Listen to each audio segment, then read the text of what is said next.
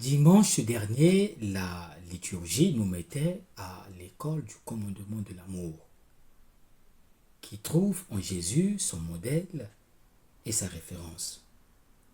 C'est dans l'amour de Dieu et du prochain que le chrétien se réalise, en pleine fidélité à l'ancienne et à la nouvelle loi. En tant que communauté chrétienne, l'invitation était d'aimer son prochain comme Dieu. Le thème principal des lectures de ce 16e dimanche ordinaire de l'année liturgique C se rapporte à l'hospitalité. La question de l'hospitalité, en effet, trouve une place importante dans la Bible. En effet, la Bible enseigne en racontant. Et en racontant, elle propose des modèles à suivre et des contre-modèles à ne pas suivre.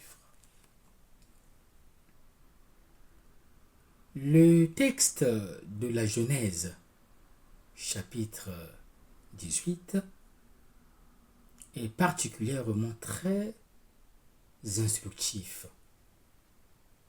Il présente l'accueil réservé par Abraham à 3 voyageurs étrangers.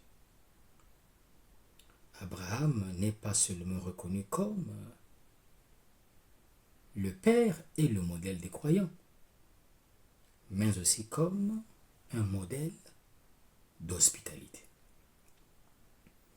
La première lecture en montre les traits caractéristiques: l'empressement, la diligence faite de bonté et de charité. Que retenir de ce passage? Ce récit nous interroge profondément sur la qualité de nos relations avec les étrangers ou avec l'étranger, qui n'est pas une menace, mais plutôt symbole de l'altérité en général, qui, au-delà de la figure concrète qui le revêt, exige toujours d'être reconnu et accueilli. Le geste d'Abraham est à imiter. L'étranger est la surprise du présent, symbole de l'altérité. De nos jours, on parle de la pastorale des migrants. Et nous, quel accueil offrons-nous à ceux qui arrivent soudainement, à l'heure la plus chaude de la journée, à une heure que nous consacrons au repos, où il est plus harassant de se lever et de commencer à servir.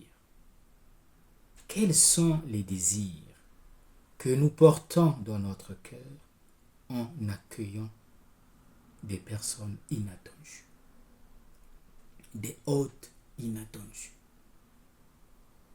Il nous faut les mettre en lumière afin de reconnaître les points de contact et de différence avec celui qui se tient devant nous. Enfin, quelle bonne nouvelle attendons-nous? Le ministère de l'hospitalité et l'écoute de la parole de Dieu sont les thèmes sur lesquels l'évangile d'aujourd'hui oriente notre réflexion. Jésus est reçu dans une maison. Lorsque Jésus entre dans une maison, les noms des personnes personnes qui s'y trouvent sont citées. Il y a Marthe et il y a Marie.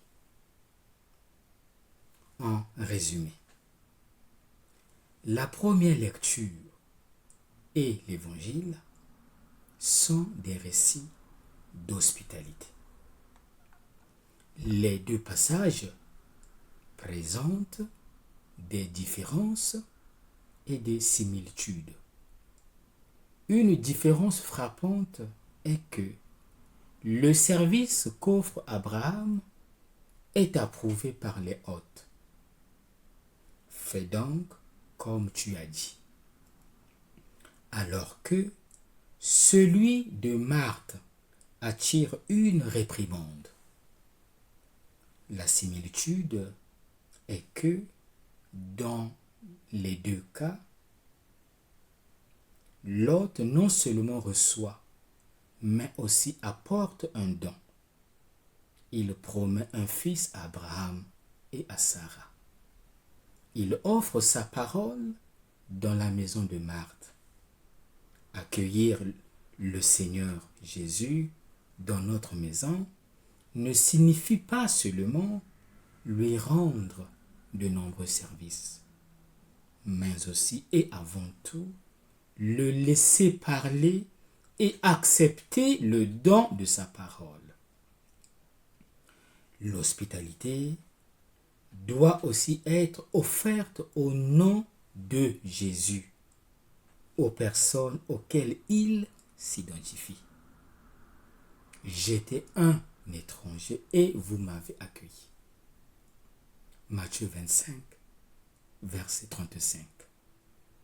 N'oubliez pas l'hospitalité. Elle a permis à certains, sans le savoir, de recevoir chez eux des anges. Hébreux 13, verset 2. Elle donne l'occasion non seulement de donner, mais aussi de recevoir. Quelles sont les opportunités qui s'offrent à nous? L'homme est appelé à donner, mais il doit d'abord recevoir. La vie commence par un accueil et non par un don. La vie commence par une réception qui s'applique à la vie physique de l'homme, parce qu'elle est aussi applicable à la vie chrétienne. Il s'agit de recevoir pour donner et d'écouter pour pouvoir dire. Il est juste et fondamental que je dise, mais pour dire, il faut avoir écouté. Au début, il y a donc l'écoute, une parole de Dieu qui façonne la communauté chrétienne, qui lui donne les traits fondamentaux, la règle de croissance. La communauté chrétienne grandit selon une règle qui est écrite dans la parole de Dieu. L'Église est la communauté de ceux qui écoutent continuellement la parole du Seigneur glorifié. La présence de Jésus conduit Marie à adopter la posture du disciple à son égard. Elle est assise aux pieds de Jésus pour l'écouter et boire ses paroles. Le geste de Marie est destiné à souligner ce qu'est Jésus, la parole de Dieu. En effet, Marie, en écoutant la parole, veut recevoir le Seigneur en elle, devenir son réceptacle. Marthe l'a reçu dans sa maison extérieure, mais Marie le reçoit dans la maison que représente sa propre personne, En elle, le Christ devient libre parce qu'elle le porte avec elle dans son amour et parce que l'espace l'accueille en elle et cet espace n'existe que pour recevoir le Seigneur. Il est naturel qu'elle s'assoie à ses pieds. Quel est l'enseignement à retenir? En affirmant que Marie a choisi la bonne part, Jésus invite Marthe à faire comme Marie. Il n'y a donc pas de tension entre le service et l'écoute de la parole. Il n'y a pas d'opposition entre Marthe et Marie. Il s'agit plutôt d'exemples concrets illustrant la troisième et quatrième type de terre de la parabole du semeur. Les soucis et les tracas de Marthe rappellent la semence tombée parmi les épines, c'est-à-dire ceux qui se laissent envahir par les soucis de la vie et ne parviennent pas à atteindre la maturité. La bonne part de Marie rappelle la semence tombée sur une bonne terre, c'est-à-dire ceux qui, après avoir écouté la parole d'un bon cœur et parfait, la gardent et portent du fruit par leur persévérance. Luc chapitre 8, verset 15. Dans quel type de sol se trouve notre façon de vivre? Dans le troisième ou le quatrième type de sol? Bon dimanche à tous.